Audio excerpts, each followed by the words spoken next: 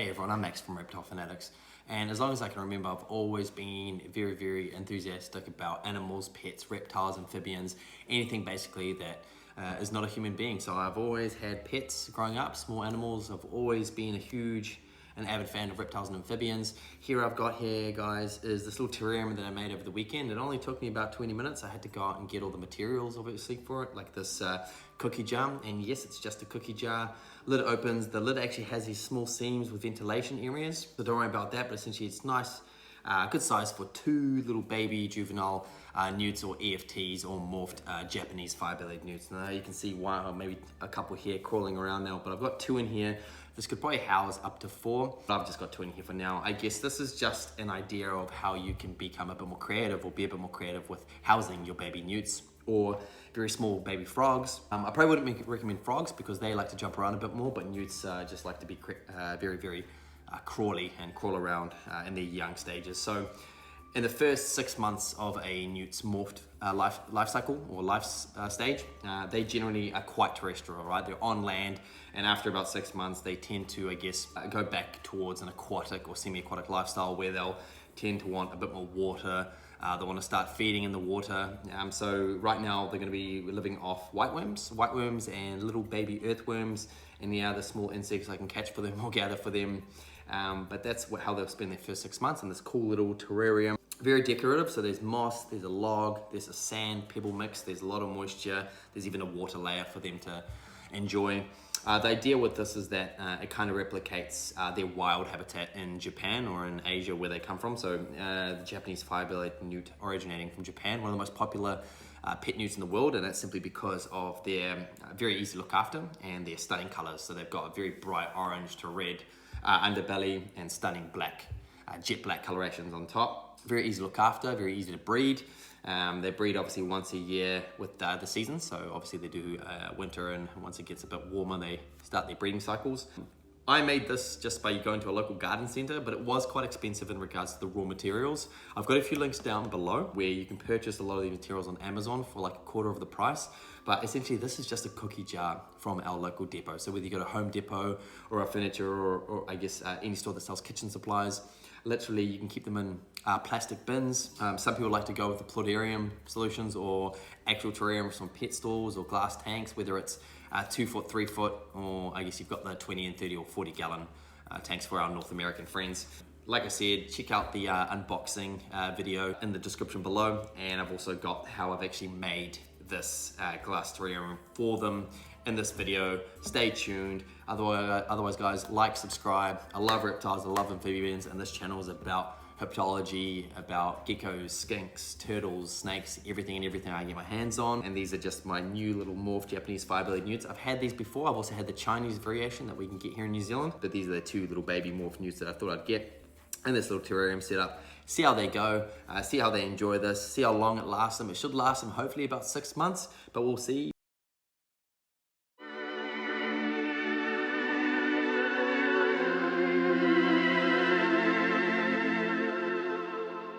Hey guys, as you can see here I've got my little bundle of joy, so my little kit. It's a little terrarium starter kit.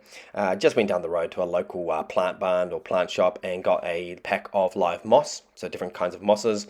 Got my bag of sand, got my 2 bags of varying pebble sizes, and I'm not gonna lie, the pebbles and sand weren't that cheap, neither was the moss, although the cookie jar was very cheap. I guess that's where you'll find your bargains and your bonuses, is getting a cheap jar. I also went outside to look for a log, so a piece of driftwood or something to add as part of the terrarium. I didn't want it just be moss and rocks and sand. Wanted a piece of log or a piece of wood in there so that the newts can climb up it. Looked around the garden. Now you can look in your garden. Obviously you need to wash anything that you do get from your garden. At this stage, as you can see, I'm looking around seeing if I can find something suitable.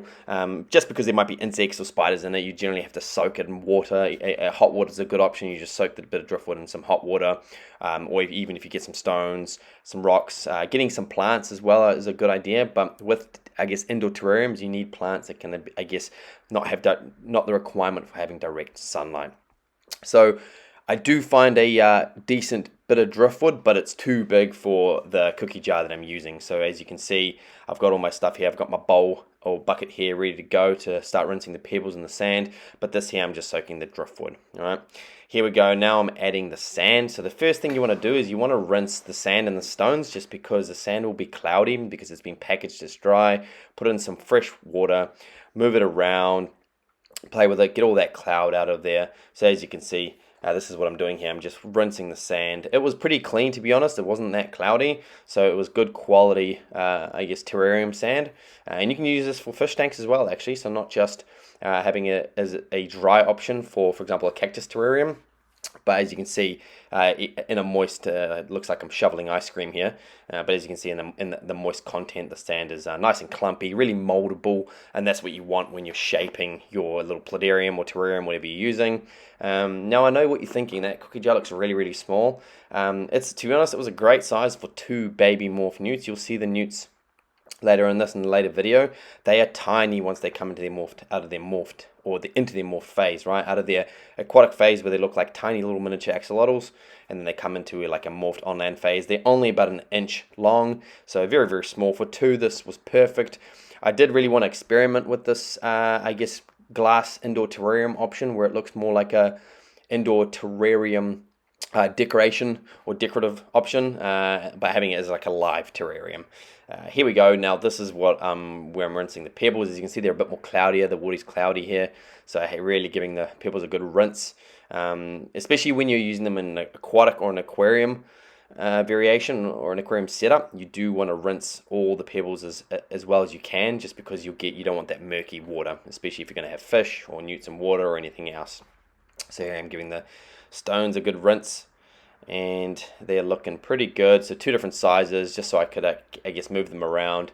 Here I am putting some in at first. I wanted to have like a sand and a stone layer, so I kind of kept them separate at first. So just putting some in just to see how it looks. How will I shape it?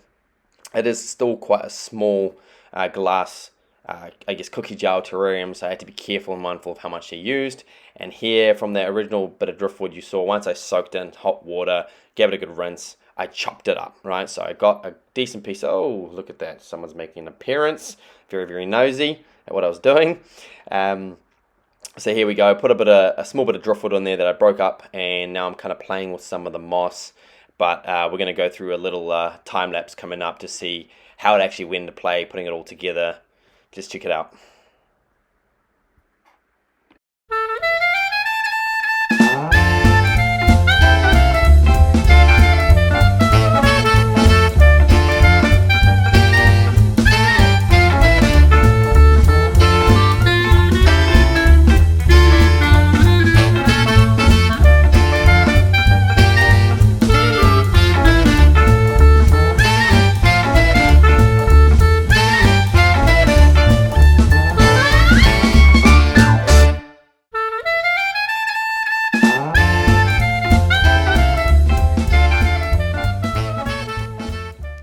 So here's the final Newt tutorials for the terrarium, right? So here's the indoor terrarium for baby or EFTs for Japanese fiber-laden newts, whether you get Chinese or Japanese. This is going to house 2 baby Japanese fiber-laden newts that have just morphed into on land out of their aquatic phase. As you can see, this thing's not big at all. It's a 2.1 litre cylinder, right? This is the finished product essentially. Now there'll be a few finishing touches, but I'll just rotate it for you guys. Essentially, yours is not going to look just like this one. It's not going to look professional from day one. It's not going to look like those amazing terrariums you see, whether they're online or on social media, or people that actually build these for a living, whether they hold anything inside them like frogs or any other reptiles or amphibians or any critters for that matter. It takes a while for these to set. It takes a while for the moss and the plants to grow. I'm going to probably change out this long plant here. I just put it in here for the purposes of this video. I'm probably going to put something else a bit lower growing, but essentially there's some water in there. I might add some more water as well. It's just gives them some moisture as they're in their phase where they still are on land. They're not quite ready to be fully aquatic, so you generally want to add a bit more water as they get a bit bigger, so they get more used to the aquatic life. You don't want them to be terrestrial for too long, but essentially, yeah, this is it. With the lid, don't worry about it. As you can see, it is a lid that covers the entire, I guess the entire top. cylinder or circular lid, but the idea is, see these little gaps? There's ventilation opportunities, right? So if you don't have to fully squeeze it or push it down, this is just a cookie jar. You can purchase these, guys, like I said, you can purchase these from your local, I guess, Home Depot, or just any, I guess, depot or store basically that sells either cookie jars or glass jars or storage jars or distilleries, things like that. It doesn't have to be fancy. This literally cost $8, so very cost effective for the actual jar itself. As you can see, once again, there's 2 breathing or I guess areas for fresh air to circulate through. Once it starts growing and gets a bit more, I guess, a bit more activity in it, right? The plants start growing, a bit more moisture, you'll get natural condensation, all right? The newts will be in there, they'll be loving it, it'll be nice and moist and damp. Plenty of room for 2 Japanese fire-bellied newts. These guys are honestly about an inch long at this stage. They arrive on Tuesday, so stay tuned. I'll add, you'll see that in the next section of this video where the newts will be climbing around and loving the new enclosure, hopefully. But yeah, guys, once again, like and subscribe if you like the tutorial. But this is basically how to make a very, very basic terrarium for newts, frogs, anything small, salamanders.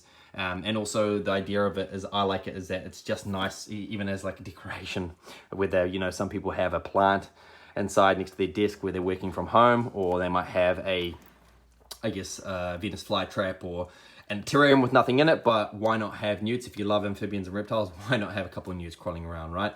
All right, stay tuned, guys.